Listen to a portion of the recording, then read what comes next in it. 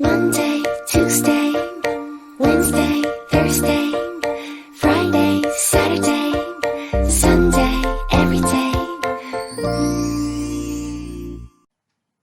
Hello everyone. नमस्कार दोस्तों। कल तक हम लोगों ने 180 तक लगभग पॉलिटी वन लाइनर कंप्लीट कर चुका। आज हम लोग 25 पॉलिटी फिर से कवर करने जा रहे हैं। तो चलिए ज़्यादा देर ना करते हुए हम सभी आगे बढ़ते हैं। 180 से आगे बढ़ा जाए। ठीक है दोस्तों। तो है क्या, अंडर द पार्लियामेंट्री सिस्टम, क्या है, under the parliamentary system of government, तो which of the following is the correct one.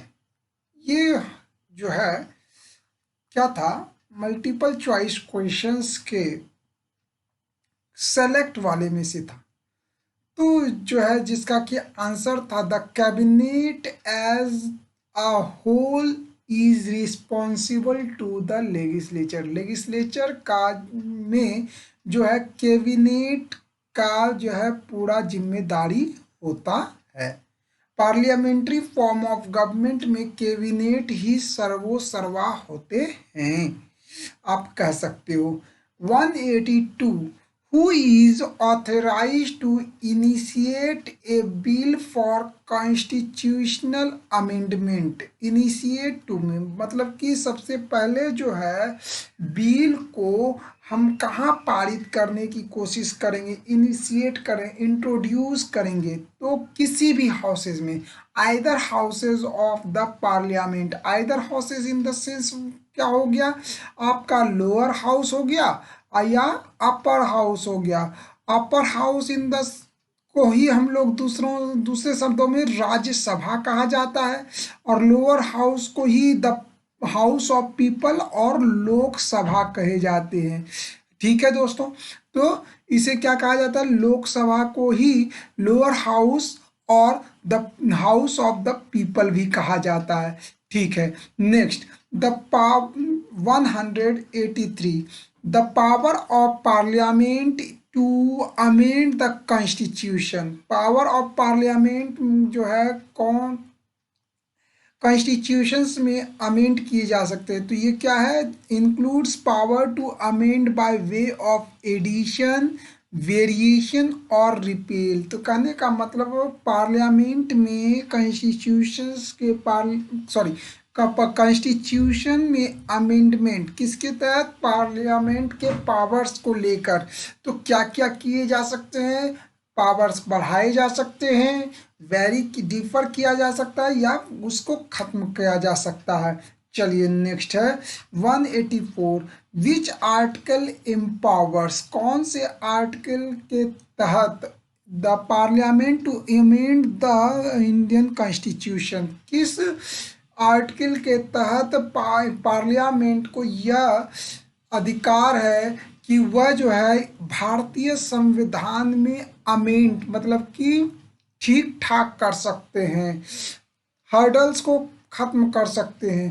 तो वो आर्टिकल नंबर 368, आर्टिकल 368 के तहत जो है पार्लियामेंट को यह एम्पावर मिला हुआ है कि वह भारतीय कॉन्स्टिट्यूशंस को अमेंड कर सकता है। नेक्स्ट है 9th schedule to the constitution is added by way of dash constitutional amendment। पहले फर्स्ट कॉन्स्टिट्यूशनल अमेंडमेंट के तहत जो है भारतीय संविधान में नामा सूची क्या किया गया, जोड़ा गया, 9वां सूची को जोड़ा गया, 9th स्केड्यूल को जोड़ा गया, फर्स्ट अमेंडमेंट। यानी इसका मतलब हम लोगों को यह समझना चाहिए कि जिस समय संविधान बना था उस समय 8 स्केड्यूल थे, और जब पहला अमेंडमेंट हुआ तो उस में क्या किया गया, 9th स्केड्यूल को जोड़ा गया। नेक्स्ट है 186, what is contained in the 10th schedule of the Indian constitution. भारतीय संविधान में कि 10वीं सूची में क्या चीज के बारे में कहा गया है, तो एंटी डिफेक्शंस के बारे में, provisions regarding disqualification on the grounds of defection. तो प्रोविजन है किस चीज का, डिस्क्वालिफिकेशन का, एंटी डिफेक्शन का, ठीक है। नेक्स्ट है 187 के तहत जो है हम लोगों को क्वेश्चन में क्या पढ़ना है, Mahatma Gandhi was first refer to the father of nation. मतलब कि महात्मा गांधी को राष्ट्रपिता से संबोधित सबसे पहले किन्होंने किया, या राष्ट्रपिता का जो है दर्जा किनके द्वारा मिला, एक तरह से यह समझ सकते हैं, तो सुभाष चंद्र बोस ने उन्हें राष्ट्रपिता कहकर बुलाया, संबोधित किया।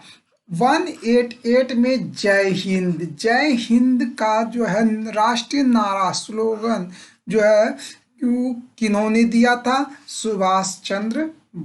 नेताजी सुभाष चंद्र बोस के द्वारा जो है यह स्लोगन दिया गया है, कौन सा, जय Hind. Who frame the constitution of India, constitution of India को किन्होंने फ्रेम किया है, तो ये है डॉक्टर B.R. अम्बेडकर। और कहाँ पर इसको कॉन्स्टिट्यूट या इंट्रोड्यूस किया गया है, तो कॉन्स्टिट्यूएंट असेंबली। फ्रेम करने का काम जो है डॉक्टर B.R. अम्बेडकर ने किया। इसी वजह से हम लोग कॉन्स्टिट्यूशंस के चीफ आर्किटेक्ट भी डॉक्टर B.R. अम्बेडकर को कहते हैं। नेक्स्ट है हमारा 190, which famous leader raise the slogan क्या है यह, tell the slave he is a slave and he will revolt, tell the slave he is a slave he will revolt। ये है doctor B.R. Ambedkar.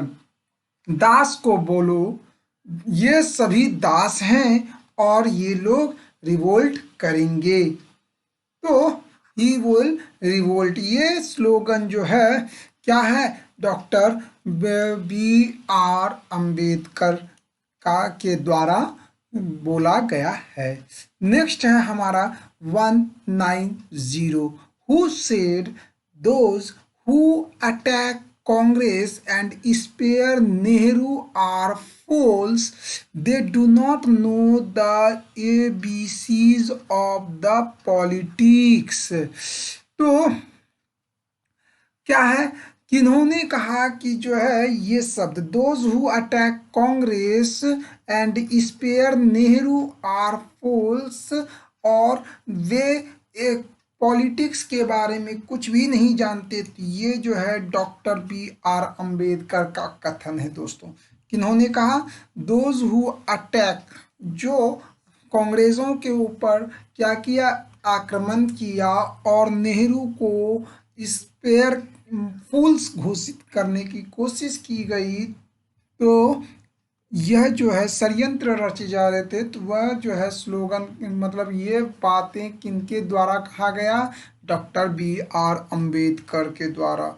192, what is the name given to the Ambedkar's house built for himself, his family and books at Dadar in Bombay. तो अम्बेडकर के अंबेडकर के house का नाम क्या है? तो Rajgriha, Rajgriha, Rajgriha. Indian constitution is क्या है? पूरा लिखा हुआ है, तो होलली रिटन फॉर्म में है, लेंदी है, आप देख सकते हो। The Indian constitution is lengthy and written form, wholly written form, ठीक है। 195 द homespun movement and the salt march promoted by Mahatma Gandhi in India are example of his policy of non-violent protest। homespun movement और salt march, ये जो है, यह movement जो है दोस्तों, ये मूवमेंट कैसा था? नॉन वायलेंट प्रोटेस्ट था उनके। ये नॉन वायलेंट प्रोटेस्ट को ही दर्शाना चाह रहे थे। होम स्पन मूवमेंट, ठीक है दोस्तों, होम स्पन मूवमेंट। नेक्स्ट है हमारा, which year is considered to which year is considered to be a memorable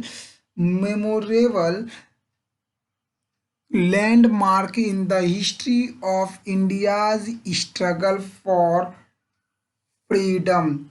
1921, 1921 home 1921। तो which year is considered to be a memorable landmark in the history of India's struggle for freedom? 1921। Next है 197 the first war of independence कब हुआ था? और इसी को जो है, ये तो हम लोगों ने पहले भी चर्चा किया है, 1857। आप लोगों को पहले ही दिनों ने हम लोगों ने जब बात की थी क्राउन शासन की, तो कब लागू हुई थी? 1858। तो उसके बाद पहले जो है क्यों क्राउन शासन लगा? ईस्ट इंडिया कंपनी ही राज कर रही थी। तो उसके बीच में 1857 में ही क्या हुआ था? सिपाही विद्रोह हुआ था, यानी कहने का मतलब सिपाही विद्रोह किए गए थे। इसी को जो है हम लोगों ने इन first war of first freedom struggle या फर्स्ट वॉर ऑफ इंडिपेंडेंस भी कहते हैं दोस्तों। चलिए नेक्स्ट है 198 Mahatma Gandhi was the editor of किस पत्र का न्यूज़पेपर के एडिटर थे? तो यंग इंडिया के। नेक्स्ट है 199 who was not a member of the constituent assembly. ये भी आपका जो है क्या है, क्वेश्चंस था, जिसमें कि जो है 4 ऑप्शंस थे, उसके अकॉर्डिंग चुनना था। तो आंसर वहाँ पे जो है महात्मा गांधी होता है। तो इस वजह से महात्मा गांधी जो है कॉन्स्टिट्यूएंट असेंबली के मेंबर नहीं थे दोस्तों। नेक्स्ट है आपका 200 तो who among the following was not a member of Royal Commission on the Public Services in India 1912? Royal commission के मेंबर्स कौन नहीं थे? तो बाल गंगाधर तिलक, ठीक है। इन 201 which national leader of India preached through the paper Kesari? किस केसरी के जो है एडिटर कह सकते हो, केसरी किनके द्वारा प्रसारित किया गया था? बाल गंगाधर तिलक।